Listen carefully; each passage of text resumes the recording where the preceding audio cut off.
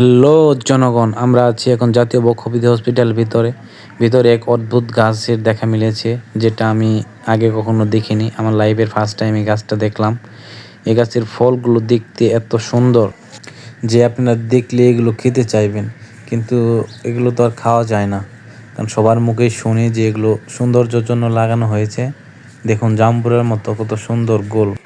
দেখুন এই সুন্দর ফলটি সবাই দেখে উপভোগ করে, কিন্তু কেউ এটাকে ছিঁড়ে খেতে পারে না, কারণ এটি খাওয়া যায় না। লোকের সবার কাছ থেকে শুনি যে এই ফলটি খাওয়া যায় না, এগুলো নিচে পড়ে নষ্ট হয়ে যায়।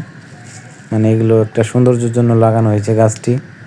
এটি জাতীয় বক্ষবিধি হসপিটালের ভিতরে। এই গাছের নাম কেউ জানে না। আমি ওখানে 20-25 দিন ছিলাম। এই গাছটির নাম কেউ জানে না। তো আপনারা যদি কেউ জানেন গাছটির নাম, তাহলে অবশ্যই কমেন্ট করে জানাবেন। আসলে এই গাছটির নাম জানার অনেক চেষ্টা করেছি, কিন্তু কোনোভাবে এই গাছটির নাম সন্ধান করে পাইনি।